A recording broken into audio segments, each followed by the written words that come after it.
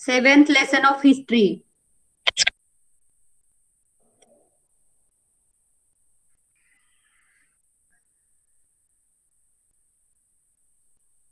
Do you have any idea that we are starting history seventh lesson? Okay. Okay, good. Okay, so I'm sharing my screen. Let me know if my voice is clear. Am I audible?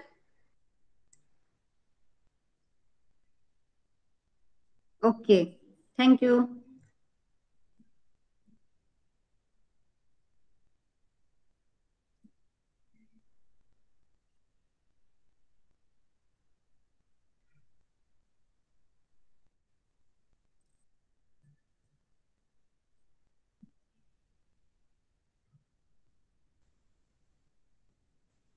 I think sixth lesson is completed, no? Sixth lesson completed. Conflict with Mughals. शाही खानाचं आक्रमण कसं झालं? सुरतवर आक्रमण कसं झालं? परत मुघलांसोबत आक्रमक पवित्रा कसा घेतला शिवाजी महाराजांनी.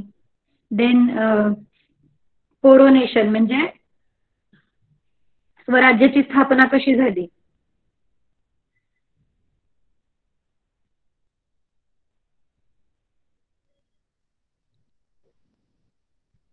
Remember.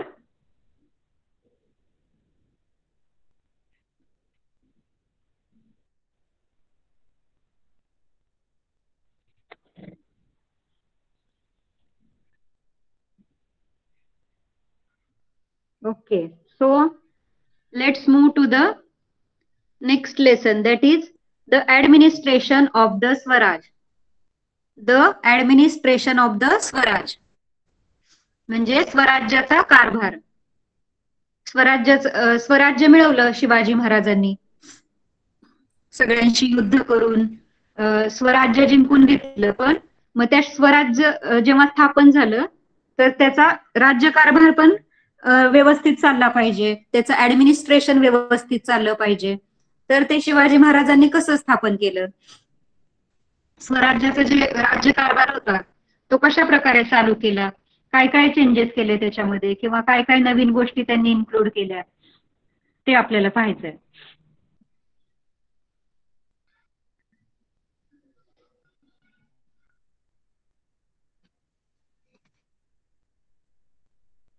Okay.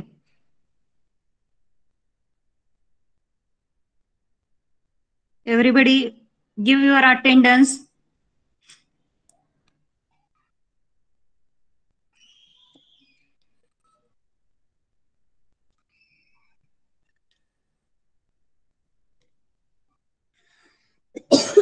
Sorry.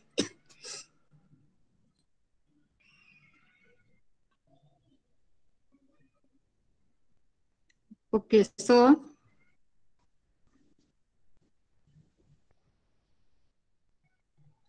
Shivaji Maharaj founded Swaraj. स्वराज्याची स्थापना शिवाजी महाराजांनी केली. ही हॅड हिमसेल्फ क्राउन. त्यांनी स्वतःचा राज्याभिषेक करून घेतला. म्हणजे मी आता राजा आहे असं घोषित केलं. त्यालाच म्हणजे थोडक्यात त्यांनी जो मुकुट होता तो घातला राजा म्हणून. He had himself crown. After the coronation Maharaj accomplished Dakshin Digvijay, the conquest of the south. The Swaraj expanded, comprising large areas of Nashik, Pune, Satara, Sangli, Kolhapur, Sindhudurg, Ratnagiri, Raigad, and Thane district of Maharashtra. It also included part of Andhra Pradesh and Tamil Nadu states to ensure the smooth management of the affairs of the Swaraj and to ensure people's welfare. Shivaji Maharaj set up an efficient administration. We shall get some information about it in this chapter. तर तेच मी तुम्हाला सांगितलं की त्यांनी स्वराज्याची स्थापना केल्यानंतर जे जे वेगवेगळे प्रदेश त्यांनी जिंकले होते आफ्टर कोरोनेशन महाराज अकम्प्लिश दक्षिण Digvijay, the conquest of the south.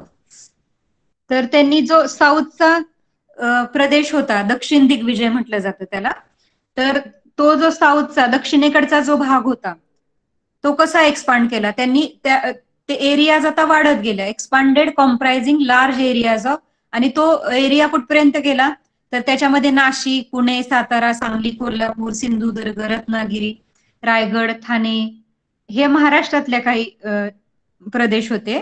आणि त्याच्यासोबतच आंध्र राज्यामधला काही भाग आणि तामिळनाडू राज्यामधला काही भाग इन्क्लूड होता दक्षिण दिग्विजयमध्ये.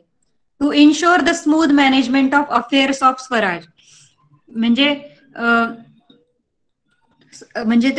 मॅनेजमेंट जे होतं, स्मूथ मॅनेजमेंट चालावं, म्हणजे व्यवस्थित त्याचा कारभार सगळा सुरळीत चालावा, म्हणून मग शिवाजी महाराजांनी काय केलं, to ensure people's welfare, Shivaji Maharaj setup and administration, efficient administration, म्हणजे त्यांनी एक इफेक्टिव्ह असं राज्यकारभाराची स्थापना केली. त्यांनी एक राज्यकारभार सुरळीत चालावा म्हणून एक इफिशियंट प्रशासनाची स्थापना केली.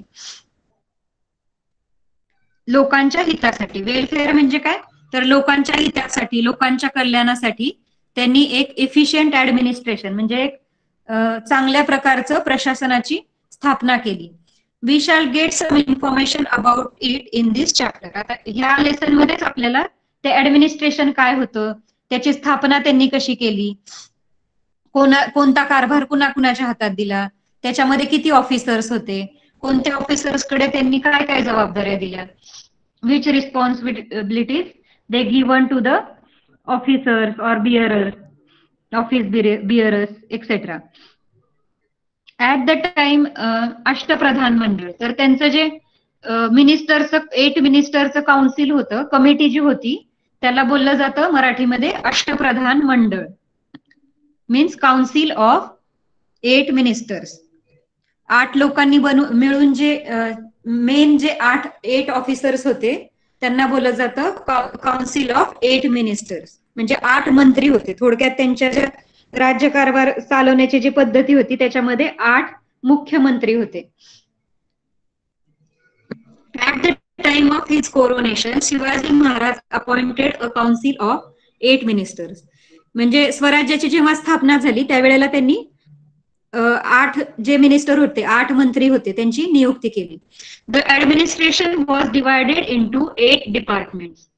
आता आणि त्यांनी 8 म्हणजे त्यांचे ऑफिसर्स होते, तर त्यांनी ते जे ऍडमिनिस्ट्रेशन होतं त्यांचं जे त्याची विभागणी कशी केली, 8 खाते निर्माण केले, 8 खात्यांमध्ये त्यांची विभागणी केली, 8 departments. The head was appointed for each department, आणि 8 डिपार्टमेंट्स होते म्हणून मग त्या अष्टप्रधान मंडळामधले सगळे एक एक मंत्री त्यांचा हेड बनला. These 8 heads of department constituted the Ashtapradhan Mandal, आणि ह्या 8 जे हेड्स होते त्यांचं मिळून काय बनलंय तर अष्टप्रधान मंडळ. ह्या सगळ्यांचं मिळून एक अष्टप्रधान मंडळ बनलं. Maharaj alone had a power to appoint a minister और to remove him from his position, म्हणजे त्यांची जी पोझिशन होती, त्यांची जी जागा होती, अष्टप्रधान मंडळामध्ये जे 8 प्रमुख मंत्री होते त्यांचं म्हणजे त्यांना अपॉइंट करायचं, त्यांची नियुक्ती करायची किंवा त्यांना काढून टाकायचं, त्यांचं मंत्रीपद काढून घ्यायचं, ही जबाबदारी पूर्णपणे शिवाजी महाराजांवर होती. सगळी पॉवर त्यांनी स्वतःकडे ठेवली होती. अष्टप्रधान मंडळ ऑफ शिवाजी महाराज. आता त्याच्यामध्ये त्यांनी name of the ministers, 8 ministers कोणते होते तर मोरो त्रिंबक पिंगळे, डेझिग्नेशन ऍज प्रधान, म्हणजे त्यांचं काम, ते कोण होते प्रधान होते, आणि त्यांचं काम काय होतं running the administration of making arrangements for the conquered territories, म्हणजे राज्यकारभार सुरळीत चालतोय की नाही त्याच्या सगळ्या व्यवस्था बघण्याचं काम त्या म्हणजे जिंकलेले जे प्रदेश होते त्यांनी, कॉन्क्युअर्ड टेरिटरीज म्हणजे काय, त्यांनी स्वराज्यामध्ये जे इन्क्लूड केले होते आसपासचे जिंकलेले जे सगळे प्रदेश होते, तर त्यांचं ऍडमिनिस्ट्रेशन, त्यांचा कारभार सुरळीत चालण्यासाठी ज्या ज्या अरेंजमेंट कराव्या लागतील, ज्या ज्या व्यवस्था करायच्या त्या व्यवस्थित सुरळीत करण्याचं काम त्यांचं होतं, प्रधानांचं होतं. देन होते रामचंद्र नीलकंठ मुजुमदार, आणि ते कोण होते? Amatya. Keeping the accounts of the state, म्हणजे त्यांच्या राज्याचा जो अकाउंटचं काम आहे, जो हिशोब किंवा पैशांची जी आपण म्हणतो गोळाबेरीज, तर पैशांचा जो कारभार आहे अकाउंटचा, तो अमात्यांकडे होता. अण्णाजी दत्तो सचिव, अण्णाजी दत्तो होते सचिव. प्रिपेअरिंग रॉयल एडिक्ट्स, तर रॉयल एडिक्ट्स म्हणजे काय? आज्ञापत्रे तयार करणे. आज्ञापत्रे म्हणजे काय की काही ऑर्डर्स काढायच्या, समजा स्टेटमध्ये काही नवीन ऑर्डर्स काढायच्या, नवीन लॉज क्रिएट करायचे, तर ते काम त्यांच्याकडे होतं, सचिवांकडे. देन दत्ताजी त्रिंबक वकनीस, मंत्री. दत्ताजी त्रिंबक वकनीस हे मंत्री होते, आणि ते काय करत होते? करस्पॉन्डन्स, म्हणजे आसपासचे जे आपले स्टेट्स असतात, दुसरे स्टेट्स असतात, तर त्यांच्यासोबत आपलं जे कम्युनिकेशन असतं त्याला काय बोलतात? करस्पॉन्डन्स, म्हणजे पत्रव्यवहार वगैरे ह्या गोष्टी ते बघायचे. म्हणजे आपल्या राज्यातून दुसरीकडे आपल्याला पत्रव्यवहार करायचे असेल, कुणाला काही माहिती द्यायची असेल, किंवा दुसऱ्या राज्यातली माहिती आपल्याला पाहिजे असेल, तर हा जो पत्रव्यवहार असतो त्याचं काम मंत्री बघायचे. हंबीरराव मोहिते, हंबीरराव मोहिते वॉज सेनापती. Organisation of the army and protection of the kingdom, तर त्यांचं जे सैन्य होतं त्यांचं सगळं ऑर्गनायझेशन, त्यांचं सैन्य संस्था होती, तर त्यांचं आणि किंगडम जे होतं, त्यांचं जे राज्य होतं, त्यांचं संरक्षण करण्याची जबाबदारी सेनापतींकडे होती. सैन्य दलाची आणि राज्याचं संरक्षणाची जबाबदारी सेनापतीकडे असायची. त्याच्यानंतर होते रामचंद्र त्रिंबक दबीर, सुमंत. तर फॉरेन रिलेशन्स, म्हणजे परकीय राष्ट्रांबरोबरचे आपले रिलेशन चांगले राहावेत म्हणून एक आपल्या आता पण फॉरेन मंत्री असतात बघा, परराष्ट्र मंत्री म्हणतो आपण त्यांना, फॉरेन अफेअर मिनिस्टर. तर ते काय करतात? तर आपल्यात आणि त्यांच्यामध्ये रिलेशन चांगले राहावेत म्हणून प्रयत्न करतात. त्याच्यामुळे काय होतं? दोन कंट्रीजमध्ये रिलेशन चांगले असतील तर ट्रेडसाठी किंवा व्यापार वृद्धी होते, किंवा व्यापार वाढतो आपला त्या देशांसोबत, किंवा त्या देशातल्या तिकडचा आपण इकडे आपल्याला फायदा होतो, ट्रेडिंग मध्ये आपल्याला फायदा होतो त्याचा, किंवा बिझनेस पर्पज आपला साध्य होतो त्याच्यामुळे, फॉरेन रिलेशन्स व्यवस्थित असतील तर ते काम कोण पाहायचं? सुमंत. रावजी, नीरजी रावजी, न्यायाधीश. डिस्पेन्सिंग जस्टिस, म्हणजे न्यायाशी रिलेटेड, अन्यायाशी ज्या रिलेटेड गोष्टी असतात. डिस्पेन्सिंग म्हणजे काय? देऊ करणे, न्याय देणे, न्यायदान करणे, लोकांना न्याय देण्याचं काम न्यायाधीश करायचे. आणि मोरेश्वर पंडितराव, म्हणजे ते पंडितराव होते. लुकिंग आफ्टर रिलिजियस मॅटर्स, म्हणजे त्यांच्या राज्यामधले जे धार्मिक मॅटर जे असतील काही धर्माशी रिलेटेड, तर ते पंडितराव बघायचे. त्याची धर्म अधर्माशी रिलेटेड ज्या गोष्टी असतात तर त्या पंडितराव बघायचे. अंडरस्टूड? 8 मिनिस्टर्स, ऑल स्टुडंट्स, समजतंय?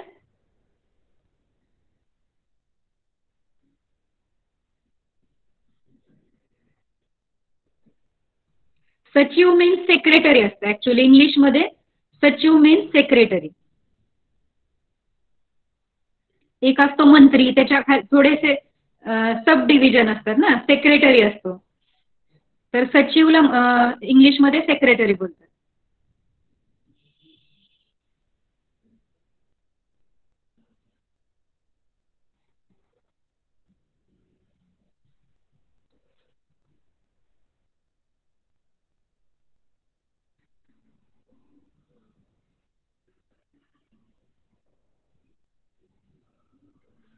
The minister were answerable to Maharaj for the administration of their respective departments. तर हे जे सगळे 8 मिनिस्टर्स होते ते आन्सरेबल होते महाराजांना, म्हणजे त्यांच्यावर रिस्पॉन्सिबिलिटी होती की त्यांच्या त्यांच्या कंट्रीमध्ये, त्यांच्या त्यांच्या डिपार्टमेंटमध्ये काय काय चालू आहे त्याची सगळी रिस्पॉन्सिबिलिटी त्यांनी घेतली होती, आणि त्यांचे जे आन्सर द्यायचे होते, महाराज जे जे काही एक्सपेक्ट करत होते त्यांच्याकडून की मिनिस्टर्सने असं काम करायचंय किंवा हे काम का नाही झालं, किंवा याच्यामध्ये काय प्रॉब्लेम आहे. तर त्याचे सगळे आन्सर्स द्यायची जबाबदारी कुणाकडे होती? ह्या 8 मिनिस्टरकडे होती. Shivaji Maharaj selected the council on the basis of their merits and achievements. तर शिवाजी महाराजांनी हे जे काउन्सिल होतं तर ते कशाच्या आधारावर होतं? मेरिट, गुण आणि म्हणजे आपण म्हणतो ना मेरिट्स अँड अचिव्हमेंट्स, त्यांचं जे काय म्हणू शकतो आपण, मेरिट्स मीन्स गुण आणि कर्तृत्व म्हणतो आपण. तर कर्तृत्वावर डिपेंड होतं त्यांचं जे काउन्सिल त्यांनी उभं केलं होतं. तर त्या व्यक्तीमध्ये तो किती रिस्पॉन्सिबल आहे, तो किती हुशार आहे, त्याच्याकडे किती गुण आहेत, तो किती कर्तृत्ववान आहे, त्याच्यावरती डिपेंड होतं, ना की धर्मावरती किंवा कास्ट वरती बेस्ड नव्हतं. त्यांचं जे काउन्सिल होतं तर कास्ट बेस्ड नव्हतं, तर मेरिट्स आणि अचिव्हमेंट्स वरती डिपेंड होतं. किंवा एखाद्या रिलीजन वरती डिपेंड नव्हतं, तर ते मेरिट्स आणि अचिव्हमेंट्स वरती डिपेंड होतं. He did not give them jagirs, watans और गिफ्ट्स और fees. They were paid handsome salaries instead. तर महाराजांनी काय केलं की त्यांना जागीर्स किंवा वतन, जागीर किंवा वतन काय म्हणतात, वतन म्हणजे एखादा प्रदेश बक्षीस म्हणून देणं किंवा एखादं मोठं गिफ्ट, भेटवस्तू मोठ्या मोठ्या देणं, हे काम नव्हतं. हे असं करत नव्हते शिवाजी महाराज. त्याऐवजी ते काय करायचे, इन्स्टेड ऑफ दॅट ते काय करायचे, हँडसम अमाऊंट ऑफ सॅलरी द्यायचे, म्हणजे खूप जास्त पगार द्यायचे त्यांना. त्यांना खूप जास्त पेमेंट असायचं त्या ऑफिसर्सला. ते वतन, एखादा प्रदेश किंवा गिफ्ट देत नसत तर ते त्यांना सॅलरी द्यायचे. The policy regarding agriculture. तर ऍग्रिकल्चर म्हणजे शेतीविषयीचं धोरण कसं होतं शिवाजी महाराजांचं, त्यांचं शेतीविषयी काय मत होतं? पॉलिसी म्हणजे काय, धोरण म्हणजे शिवाजी महाराजांचे विचार काय होते शेतीबद्दल. Agriculture was the main occupation in villages. Okay.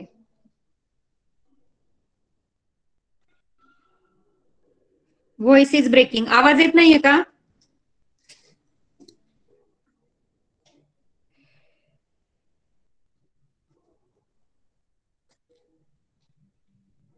Okay, it's okay, Rudra. Try to join on time. Otherwise, you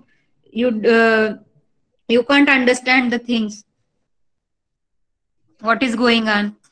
Okay, voice is audible. Okay.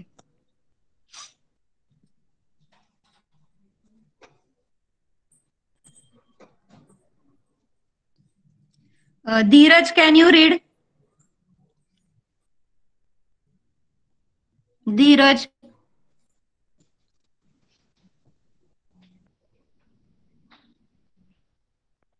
I think Dheeraj is online, na?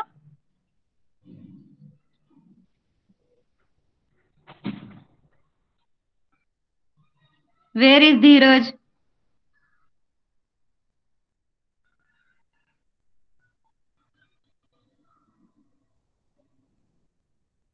Okay. Karthik.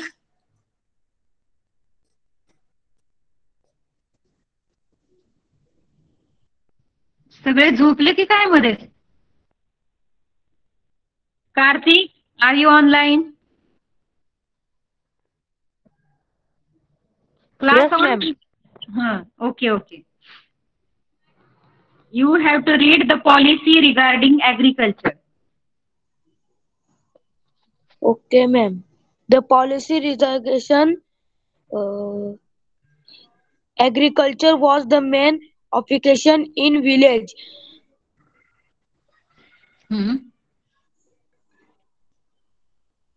We have gained the information of agriculture that was why he paid attention to the welfare of farms. He entrusted the Responsibility responsibility of of organizing that land revolve system to this capital and expand officer bearer, office bearer. office bearer Jeet to he went the office that they should not could more reason that then the movements that was fixed he तिचे screen जरा वरती करा. He increased pressure to bring in unstable land under okay okay. Kartik, तू मराठी मीडियमचा आहे का? not English. Okay, तुला practice करायला पाहिजे इंग्लिश रीड करायची. हो टीचर. खूप सगळ्या मिस्टेक्स आहेत रीडिंग मध्ये. 7th स्टँडर्डला अपेक्षित आहे की तुम्ही 1-2 वर्ड रॉंग आले तर इट्स ओके, पण तू कंटिन्युअसली तुझं हे होतंय. रीडिंग करायला पाहिजे रोज. ओके. ओके मी टीचर. आता मनाने विचारणार आहे. मी सगळ्यांना मी स्वतः विचारणार आहे, कुणी रीड करायचंय ते मी सांगणार आहे. तुम्ही चॅट बॉक्स मध्ये लिहिता आणि मग ज्यांना येत नाही मग ते चॅट बॉक्स मध्ये टाकतच नाही. तर सगळ्यांनी रीडिंग करायचंय regularly. Okay. Agriculture was the main occupation in villages. Teacher आणि टीचर रीड करताना keep your finger on a sentence and repeat after me. At least ज्यांना हार्ड वर्ड, जिथे जिथे हार्ड वर्ड्स आहेत तिथे लक्ष द्यायचे की तो वर्ड काय, टीचरने काय उच्चारलाय तो वर्ड, आणि तिथे तुमचं फिंगर असलं पाहिजे. Agriculture was the main occupation in villages. तर शेती जो आहे तो खेड्यांमधला एक मुख्य व्यवसाय होता. ऑक्युपेशन म्हणजे काय, व्यवसाय. Maharaj knew the importance of agriculture. आणि महाराजांना शेतीचं महत्व माहिती होतं. ऍग्रिकल्चर, कुठल्याही देशाचा शेती हा मुख्य व्यवसाय असतो. कारण शेती जर नसेल, शेती जर व्यवस्थित नसेल तर आपला देश किंवा राज्य सुरळीत चालणार नाही. कारण शेतीवरच 80% लोक आपल्या इथे शेतकरी आहेत आणि बाकीचे जे आहेत ते कशावरती आपण सर्व्हाइव्ह करतो, शेतीवरती आपलं जीवन चालू आहे. शेतीच नसेल तर त्या देशामध्ये त्याचा विकास होऊ शकत नाही. त्याच्यामुळे महाराजांना माहिती होतं की शेतीचं इम्पॉर्टन्स किती आहे, शेतीचं किती महत्व आहे. That was why he paid attention to the welfare of farmers. त्याच्यामुळे त्यांनी काय केलं की शेतकऱ्यांच्या हिताकडे, वेलफेअर म्हणजे शेतकऱ्यांचं चांगलं कसं होईल, त्यांचं हित कसं होईल त्याच्याकडे त्यांनी लक्ष दिलं. पेड अटेन्शन म्हणजे लक्ष दिलं. He entrusted the responsibility of organising the land revenue system to his capable and experienced office bearer Annaji Datto. त्यांनी एक अण्णाजी दत्तोंवर एक जबाबदारी सोपवली. कोणती तर organising the land revenue system to his capable and organising the land revenue system. He land revenue system म्हणजे काय, जमीन महसूल व्यवस्था. तर प्रत्येक शेतकऱ्याला ठराविक कर द्यावा लागतो, म्हणजे टॅक्स पे करावा लागतो. शेतकऱ्याला असो किंवा मग एखादा नोकरी करणारा असो किंवा गव्हर्नमेंट जॉब मध्ये असो, प्रायव्हेट जॉब मध्ये असो, तर त्याला काय करावं लागतं, एक ठराविक अमाऊंट टॅक्स म्हणून गव्हर्नमेंटला पे करतो आपण. आणि त्या टॅक्स जे जमवतो गव्हर्नमेंट, जे टॅक्स मधून जो पैसा मिळतो त्याच्यातून आपल्या देशात काही कामं असतील, रोडचे कामं असतात किंवा झाडे लावण्याचे कामं असतात, आपल्याला पाणी पुरवणं, आपलं जे हे सगळं राज्यकारभार चालू आहे सगळा, तर तो कशातून होतो, आपण जो टॅक्स पे करतो त्याच्या थ्रू होत असतो. तर त्यांनी मग एक कपॅबल एक्सपिरियन्स ऑफिस बिअररला ती रिस्पॉन्सिबिलिटी दिली. त्याचं नाव होतं Annaji Datto. He warned officer that they should not collect more revenue than the amount that was fixed. आणि मग त्यांनी काय वॉर्निंग दिली, तो जो महसूल आहे म्हणजे तो टॅक्स जो आहे तो प्रमाणापेक्षा जेवढा अमाऊंट ठरलाय तेवढाच फिक्स झालाय, तेवढाच लोकांकडून घ्यायचा, त्याच्यापेक्षा जास्त घ्यायचा नाही. He encourage peasants to bring uncultivated land under cultivation. त्यांनी काय केलं, पीजंट्स म्हणजे शेतकरी, शेतकऱ्यांना एनकरेज केलं, त्यांना प्रोत्साहन दिलं की त्यांची जी अनकल्टिवेटेड लँड होती, अनकल्टिवेटेड लँड म्हणजे नापीक जमीन, जिथे उगवू शकत नाही, जिथे धान्य उगवू शकत नाही त्याला अनकल्टिवेटेड, तर ती लँड कल्टिवेटेड कशी करायची त्यासाठी त्यांना प्रोत्साहन दिलं. तिथे पाणी नसेल तर त्यांनी पाणी पुरवलं, किंवा ती जमीन नापीक असेल तर तिथे खतं वगैरे देण्याचं काम त्यांनी केलं. तर त्याला काय म्हणलं त्यांनी, कल्टिवेशन, म्हणजे uncultivated land to cultivated land. If the crops was lost due to excessive rains or droughts, or if an enemy army had devastated the area of the village, remission were granted in land revenue and other. Okay.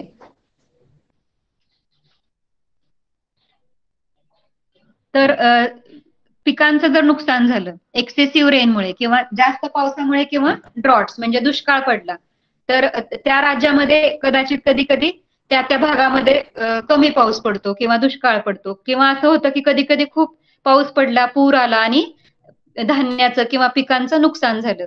किंवा मग असं होऊ शकतं की सैन्याचं आक्रमण होतं, बाहेरच्या देशातून सैन्याचं आक्रमण झालं, मग तिथली विलेजेस जी आहेत ती नष्ट झाली किंवा तिथलं जे विलेजेसचं खूप सगळं नुकसान झालं. तर अशा वेळेला काय करायचं, remission wear granted.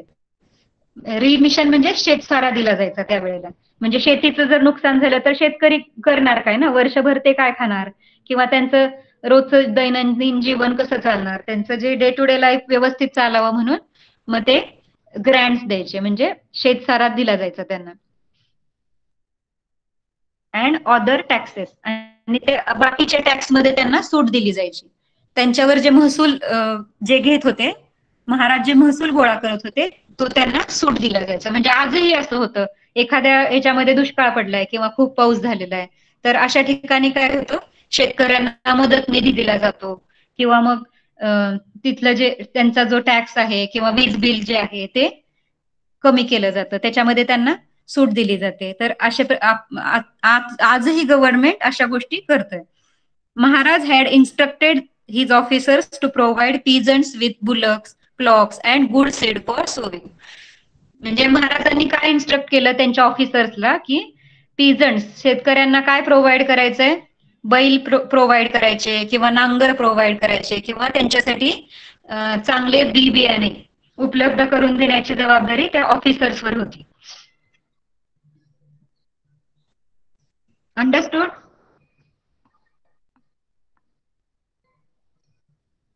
Okay.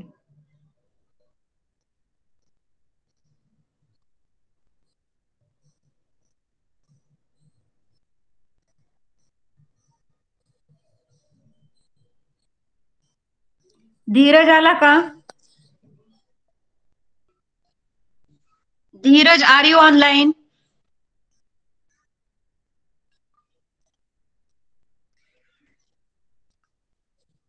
Phone चालू ठेवून जातात की काय? Okay. Prajakta?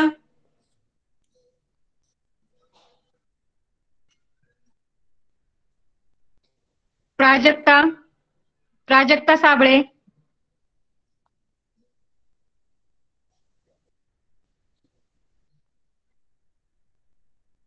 Where are the kids?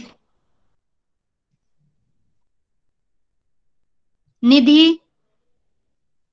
Yes, miss. Okay. You have to read village economy of that period. Agriculture was the backbone of the rural economy. In villages, many occupations developed to supplement agriculture. Artisans in the village produced goods and fulfilled the needs of the local people. In this sense, a village was a self-sufficient unit. Farmers gave a definite share from their produce to artisans. This share was called baluta. Okay. First, we will understand this part. Village economy of that period, म्हणजे त्या काळातली खेड्यांची अर्थव्यवस्था कशी होती, खेड्यांमध्ये अर्थव्यवस्था कशी चालायची. तर agriculture was the backbone of rural economy. म्हणजे खेड्यातली जी अर्थव्यवस्था आहे, रुरल म्हणजे काय, ग्रामीण भाग. ग्रामीण म्हणजे खेडेगावचा भाग, खेड्यातला, खेड्यांचा जो भाग असतो त्याला रुरल म्हणतात.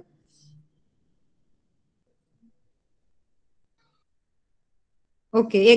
तर शेती हा काय आहे, तिथला बॅकबोन आहे, म्हणजे कणा आहे, तिथला पाठीचा कणा म्हणतो ना आपण. आपल्या बॉडीमध्ये जसा बॅकबोन इम्पॉर्टंट आहे सपोर्टसाठी, तसा रुरल इकॉनॉमी कशावर डिपेंड आहे, शेतीवरती.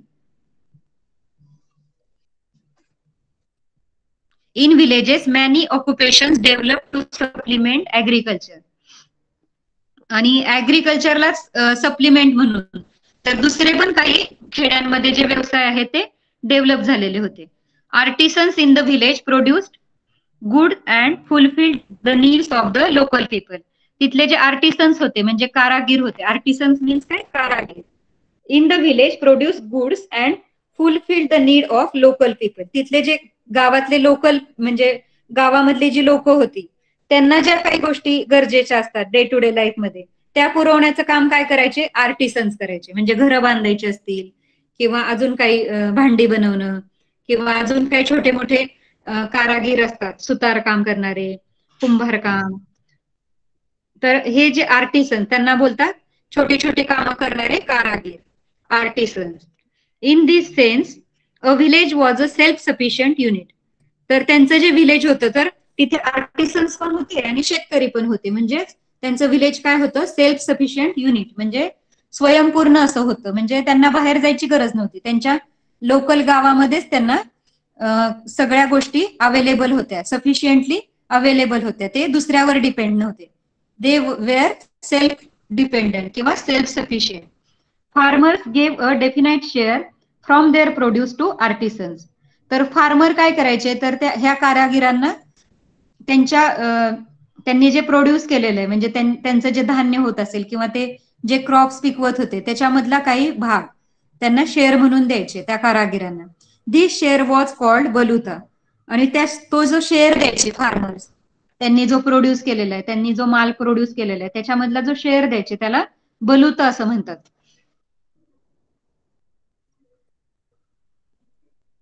तर फार्मर्स कारागीर त्यांच्यासाठी गावातल्या लोकांसाठी काम करायचे आणि मग त्यांच्या बदल्यामध्ये त्यांना काय मिळायचं? तर फार्मर्सनी प्रोड्यूस केलेलं धान्य मिळायचं. Trade and business. Trade and business तर व्यापार आणि काय म्हणू शकतो आपण त्याला? व्यापारच म्हणता येईल. ट्रेड म्हणजे व्यापार, बिझनेस मीन्स पण व्यापार. Marathi medium students, trade and business difference who can tail?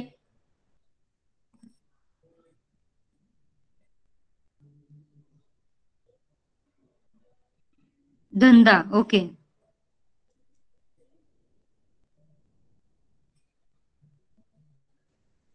Rudra, trade and business read करायचंय तुला.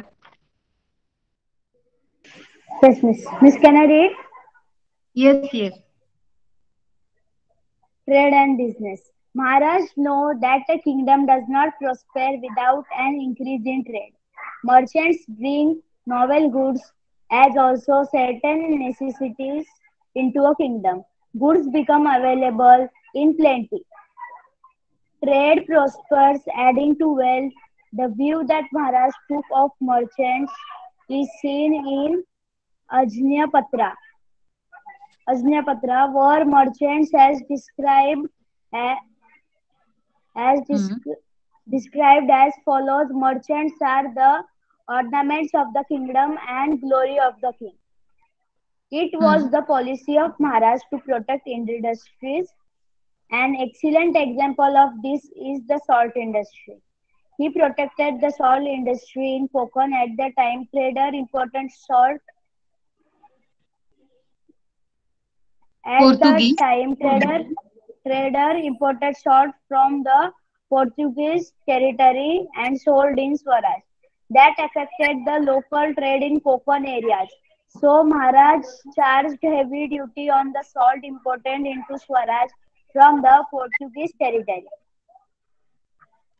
Okay. The intention was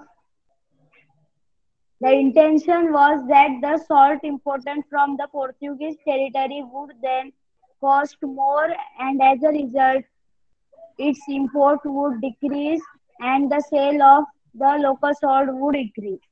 Thank you. Okay, very good. Good. So तिथला जो व्यवसाय होता किंवा व्यापार कसा चालायचा? तर Maharaj knew that the kingdom does not prosper without an increase in trade. म्हणजे महाराजांना ही गोष्ट माहिती होती की आपला जो राज्य आपलं जे राज्य आहे त्याची भरभराट, प्रॉस्पर म्हणजे काय, भरभराट होणे, प्रगती होणे, त्यांच्या ज्या राज्याची प्रगती जी होणार आहे ती कशामुळे वाढणार आहे, अँड इन्क्रीज इन ट्रेड म्हणजे व्यापार जर वाढला एकमेकांमधला, आपला व्यापार दुसऱ्या देशांशी जर वाढला, दुसऱ्या राज्यांशी, तर आपल्या देशामध्ये भरभराटी होणार आहे आपल्या राज्यामध्ये. हे शिवाजी महाराजांना चांगलं माहिती होतं. Merchants bring novel goods as also certain necessities into the kingdom. तर बाहेरचे जे व्यापारी होते ते काय करायचे, ज्या आवश्यक गोष्टी लागत होत्या, necessities into the kingdom म्हणजे त्यांच्या राज्यामध्ये, महाराजांच्या राज्यामध्ये ज्या आवश्यक गोष्टी लागत होत्या ते व्यापारी घेऊन यायचे, बाहेरून घेऊन यायचे. Goods become available in plenty. आणि त्या ज्या वस्तू होत्या त्या खूप प्रमाणात भरपूर अशा अवेलेबल होत्या. Trade prosper adding to the wealth. आणि हा जो व्यापार वाढतो, भरभराट झाली व्यापाराची, त्याच्यामुळे काय झालं, राज्याच्या संपत्तीमध्ये भर पडते. आपल्या राज्यामध्ये अजून संपत्ती किंवा पैसा गोळा होतो जर ट्रेड आपला चांगला असेल तर, आपला व्यापार चांगला असेल तर. फॉर एक्झाम्पल, आपलं जर शॉप चांगलं चालत असेल तर ऑफकोर्स आपल्याला चांगला फायदा होतो, आपला त्याच्यामध्ये नफा होतो, बेनिफिट होतो. तसंच मग देशाचा जर, आपल्या राज्याचा जेव्हा ट्रेड चांगला असेल तर ऍडिंग टू द वेल्थ म्हणजे आपल्या संपत्तीमध्ये वाढ होते. The view that Maharaj took of merchants is seen in the Ajnapatra where merchants are describe as follow.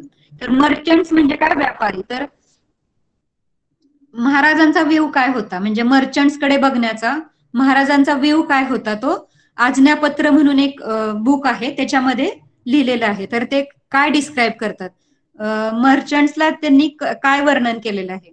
तर महाराज काय म्हणतात, merchants are the ornaments of the kingdom. म्हणजे हे व्यापारी जे आहेत ते, ऑर्नामेंट म्हणजे काय, ज्वेलरी, दागिना. तो आपल्या राज्याचा मर्चंट्स म्हणजे दागिना आहे. तो जो व्यापारी जो असतो तो आपल्या राज्याचा दागिना आहे. And the glory of the king. आणि राजाची शोभा आहे. व्यापारी जो असतो तो कोण आहे, एक दागिना आहे, ऑर्नामेंट आहे. आणि ग्लोरी ऑफ द किंग म्हणजे तो राजासाठी राजाची शोभा वाढवणार आहे. म्हणजे थोडक्यात काय सांगायचं तर, merchant is very very important for their kingdom. Merchants are the most important, like peasant or farmer. Merchants were also important part of the kingdom. It was the policy of Maharaj to protect industries. तर महाराजांचं धोरण काय होतं की आपल्या industries ज्या आहेत, आसपासच्या त्यांचे छोटे छोटे कारखाने आहेत, तर त्यांना संरक्षण द्यायचं. An excellent example of this is the salt industry. तर त्याचं एक एक्झाम्पल त्यांनी दिलंय. तर सॉल्ट इंडस्ट्रीसाठी काय केलं महाराजांनी, he protected the salt industry in Konkan. तर कोकणामध्ये समुद्र किनारा आहे, तर समुद्र किनाऱ्यावरती काय असतं, सॉल्ट इंडस्ट्रीज असतात. मग त्यांनी त्याला प्रोटेक्ट केलं. तर कसं केलं, at that time traders imported salt from Portuguese territory and sold in Swaraj. तर ट्रेडर्स काय करायचे, पोर्तुगीज प्रदेशामधून म्हणजे टेरिटरीमधून, पोर्तुगीज टेरिटरीमधून ते मीठ आणायचे आणि आपल्या स्वराज्यामध्ये सेल करायचे, त्याला विकायचे. That affected the local trade in Konkan area. त्याच्यामुळे काय झालं, तर कोकण एरिया मधले जे दुसरे जे व्यापारी असतात, लोकल जे मीठ तयार करतात आपल्या राज्यातले, त्यांचं नुकसान होऊ लागलं. कारण बाहेरून मीठ इम्पोर्ट होऊ लागलं, त्याच्यामुळे मग तिकडून ते मीठ लोक विकत घेऊ लागले. त्यामुळे आपला जो मीठ बनवणारे आपल्या जे छोट्या छोट्या फॅक्टरीज होत्या, इंडस्ट्रीज होत्या, त्यांच्यावरती परिणाम व्हायला लागला. Maharaj charge heavy duty on the salt imported into Swaraj from Portuguese industry. मग महाराजांनी काय केलं, त्यांनी काय आयडिया केली की हेवी ड्युटी म्हणजे एक बाहेरून जे मीठ येतं पोर्तुगीज टेरिटरीमधून, त्याच्यावरती हेवी ड्युटी चार्ज केली, म्हणजे त्यांच्यावरती जास्त टॅक्स लावला.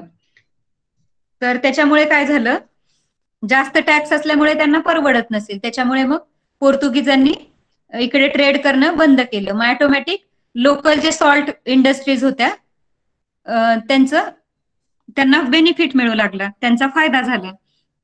The intention was that the salt imported from the Portuguese territory would then cost more and as a result its import would decrease and the sale of the local salt would increase. मी ते सांगितलं तुम्हाला. तर त्याच्यामुळे काय झालं, तर त्यांनी हेवी ड्युटी चार्ज केल्यामुळे त्यांचं बाहेरचं जे सॉल्ट होतं ते महाग झालं, कॉस्टली झालं. आणि ऍज अ रिझल्ट काय झालं, मग ते तिकडून ट्रेड करणं बंद झालं, त्यांचा सेल कमी झाला आणि आपल्या इथे लोकल सॉल्टचा ट्रेड वाढला, आपला बिझनेस इन्क्रीज झाला.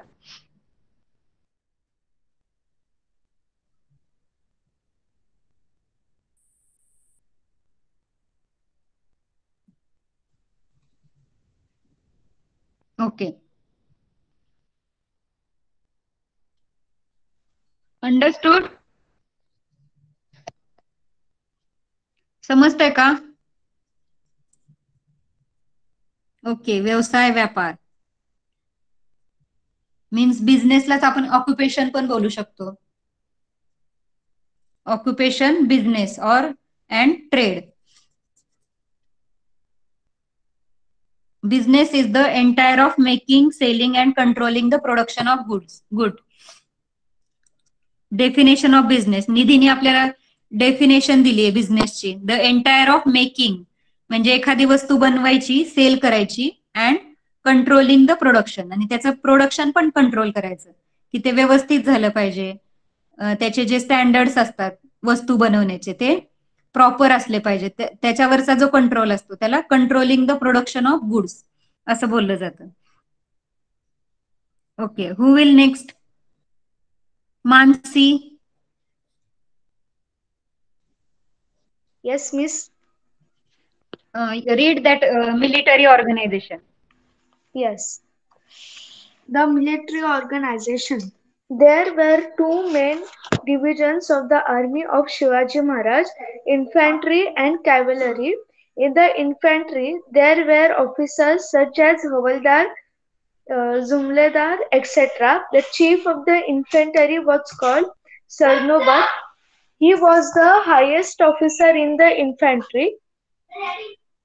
In the cavalry, there were two types of cavalrymen named Shiledars and Bhargits.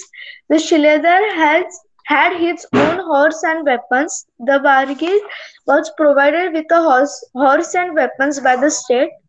In the cavalry, Bhargits were more in number. The ranks of the cavalry officers were similarly to those of the infantry officers.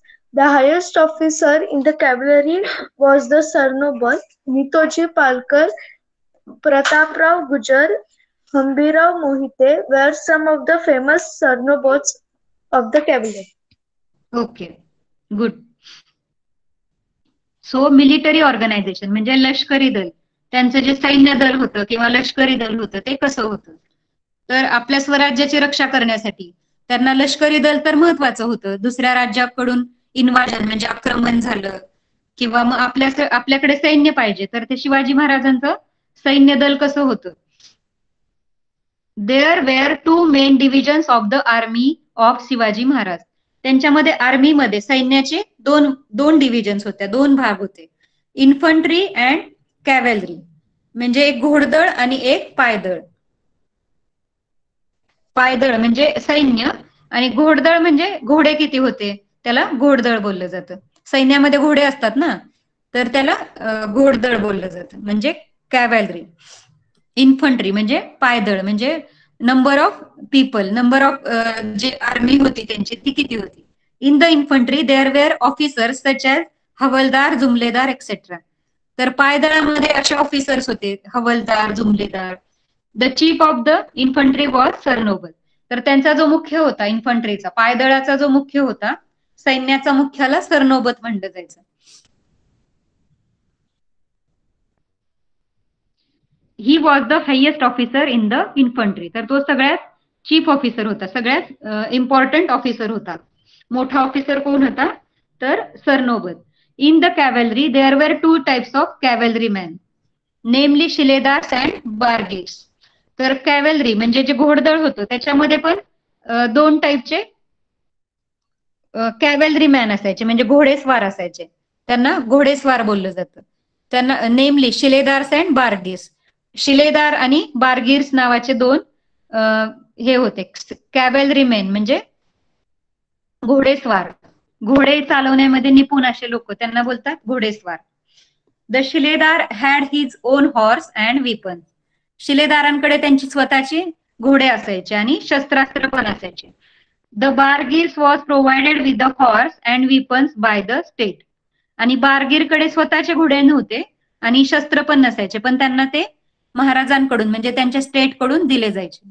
In the cavalry bargirs were more in number. तर शिलेदारांपेक्षा बारगिर्स जास्त होते. कॅव्हलरीमध्ये काय होतं, बारगीर जास्त होते. The rank of the cavalry officers were similar to those of the infantry officers. तर जेवढे कॅव्हलरी ऑफिसर्स होते तेवढे इन्फंट्री ऑफिसर्स पण होते. The highest officer in the cavalry was the Sarnobat. आणि कॅव्हलरी मधला जो हायेस्ट असतो त्याला पण सरनोबत बोललं जायचं. Netoji Palkar, Prataprao Gujar, Hambirao Mohite were some of the famous Sarnobat of the cavalry. तर हे काही मुख्य कॅव्हलरी मधल्या लोकांची नावं आहेत. Obtain the information about the arm forces of India. State the names of 3 arm forces. 3 arm forces कोणते आहेत? Army, navy, air force. What is the designation of head of each force? Who is the head of all 3 forces? You have to find out that. You can Google and find out. Intelligence department.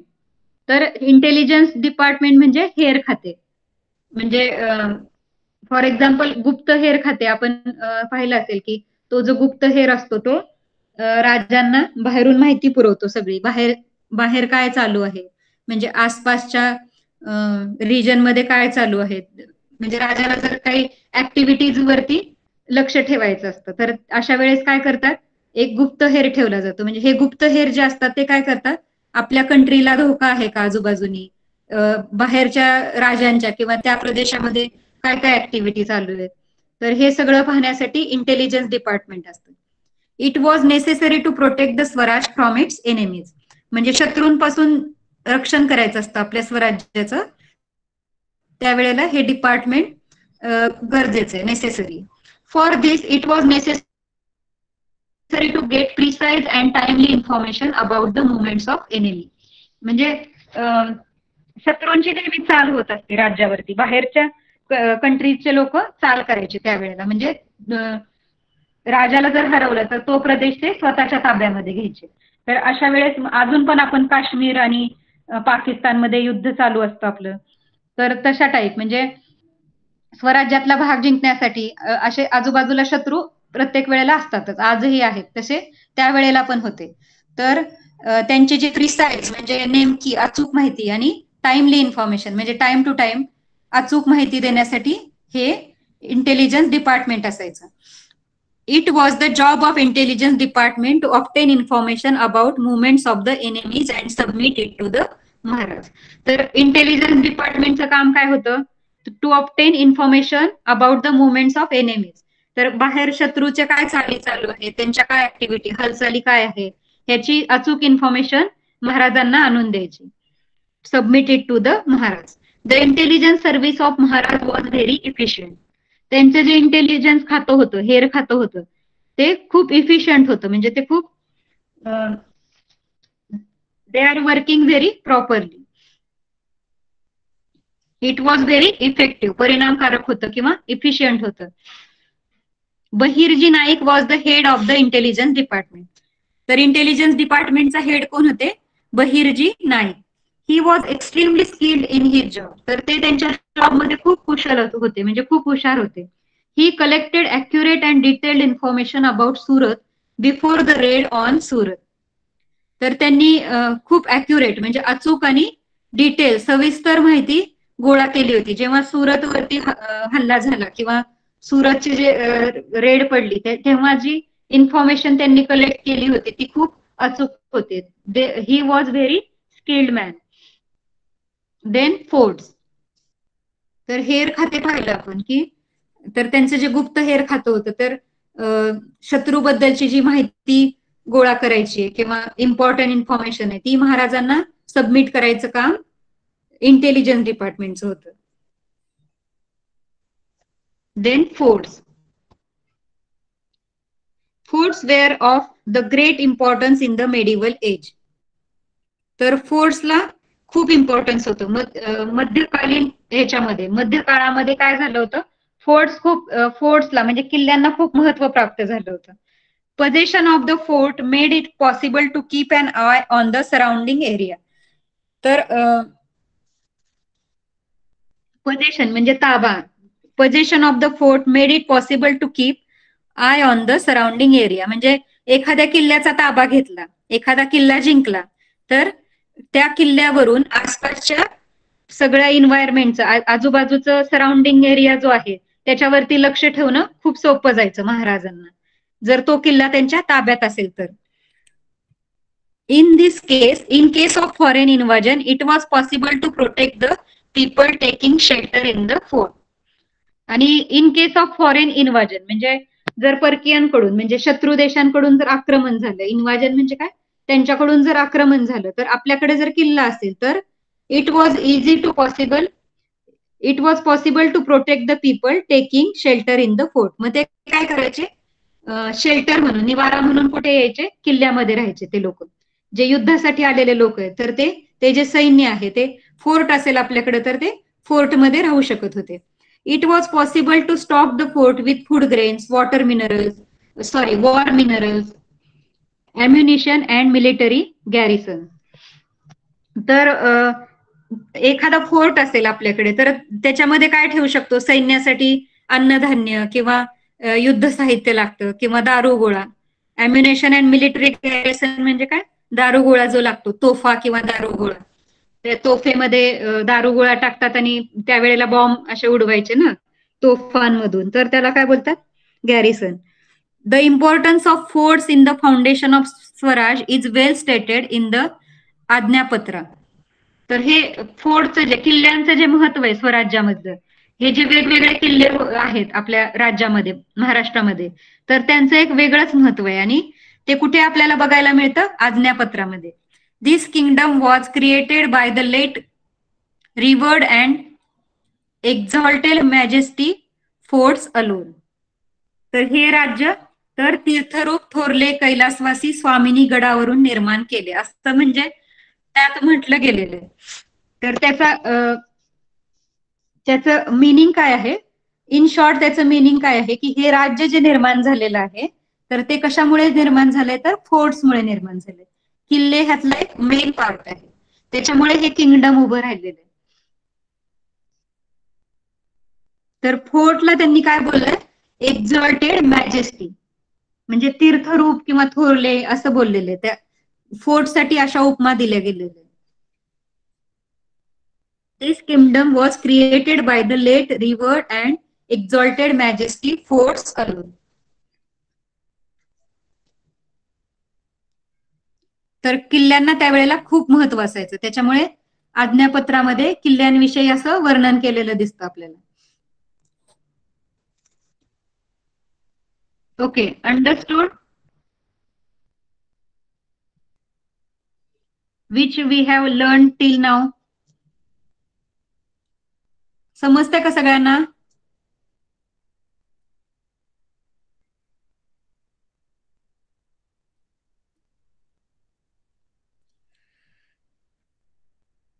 Okay, interesting no. आपल्या राज्यात कसं घडून गेलं, शिवाजी महाराजांचं स्वराज्य कसं होतं. It was really interesting.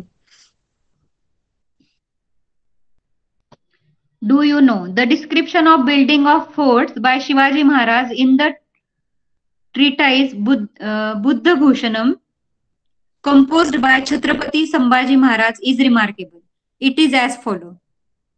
तर जे हे बांधले गेले, किल्ले जे बांधले गेले आणि त्याच्याविषयीचं जे वर्णन आहे ते कुठं भेटतं आपल्याला, बुद्धभूषण म्हणून जो आहे बुक, त्याच्यामध्ये आपल्याला हे वर्णन भेटतं. आणि ते कुणी केलेलं आहे, संभाजी महाराजांनी केलेलं आहे.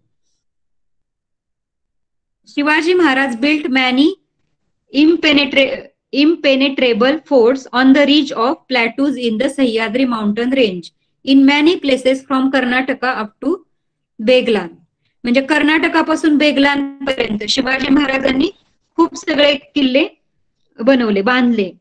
आणि कुठे बांधले ते? Ridge of plateaus in the Sahyadri mountain, म्हणजे सह्याद्री पर्वताच्या जी पठार होती, प्लॅटूज म्हणजे काय? पठार. जो सपाट भाग असतो, डोंगराच्या बाजूचा जो सपाट भाग असतो त्याला पठार बोललं जातं, प्लॅटू. तर ह्या प्लॅटूज वरती खूप सगळे किल्ले बांधले शिवाजी महाराजांनी. आणि ते कुठून कुठपर्यंत? कर्नाटकापासून ते बेलगाम पर्यंत. The intention behind it was to protect this earth, म्हणजे ह्या पृथ्वीला प्रोटेक्ट करायचं त्यांचं इंटेन्शन काय होतं ह्याच्या मागचं? शिवाजी महाराजांची इच्छा होती की ही पृथ्वी आहे ती प्रोटेक्ट झाली पाहिजे.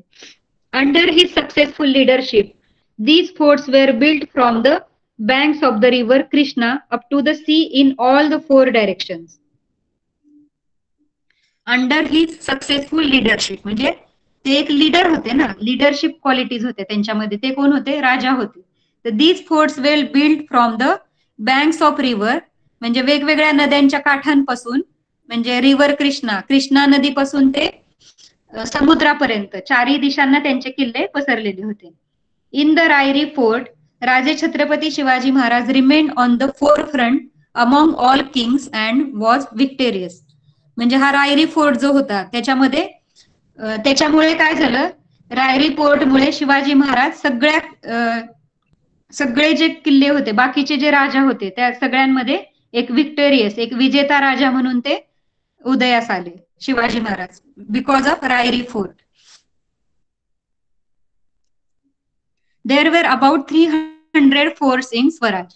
Maharaj spent a considerable amount of money on building forts. तर महाराजांनी जवळजवळ आपल्या देशामध्ये, राज्यामध्ये 300 किल्ले होते, स्वराज्यामध्ये 300 किल्ले होते, आणि महाराजांनी खूप सगळे पैसे त्याच्यामध्ये स्पेंड केले होते, खर्च केले होते. म्हणजे ते किल्ले बांधण्यासाठी किंवा त्यांचं रिपेअरिंग करण्यासाठी खूप सगळा खर्च केला होता. He built hill forts like Pratapgarh, Pavangad and Rajgarh. There was a Killedar, a subnis and the Karkhanis on every fort. तर त्यांनी जे किल्ले बांधले तर ते कोणते होते? प्रतापगड, पवनागड, राजगड. आणि त्या किल्ल्यांवरती किल्लेदार असायचा, सबनीस आणि कारखानीस, हे प्रत्येक किल्ल्यावरती असायचे. The Karkhanis look after the storage of food grains and the maintenance of war material on the fort. तर कारखानीस काय करायचे? तर किल्ल्यावरती जे अन्नधान्याचा पुरवठा व्यवस्थित होतोय की नाही, किंवा वॉर मटेरियल प्रोटेक्ट करायचंय, किंवा वॉर मटेरियल त्यांचे युद्धाचे जे शस्त्रास्त्र होते त्यांचं प्रोटेक्शन करणं, ह्या सगळे कामं कारखानीसचे होते.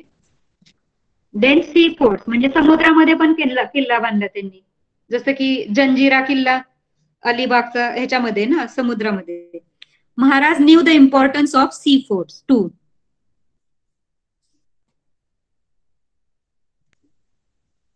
Okay, we can see this part in the next lecture. Fort Padmadurg. तर हा फोर्ट बघा समुद्रामध्ये दिसतोय, Padmadurg. So learn up to this part. In the next lecture we will start with the next part. Okay? Yes, 300 forts. आपल्याला माहिती पण नव्हतं एवढे फोर्ट्स असतील है ना महाराष्ट्रामध्ये. Total 300 forts. Okay students, everybody understood? समजलं सगळ्यांना? Actually it was easy to understand, but you have to concentrate, you have to listen to the teacher. Okay okay, for now, bye everyone.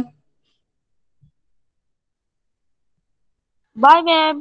Bye, ma'am. Stay safe. Bye. Thank you, Mansi. Bye. Bye, Miss. Stay safe. Bye. Bye.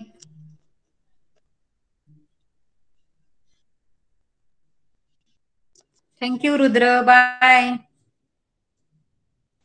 Bye, Bye, Dheeraj. Bye.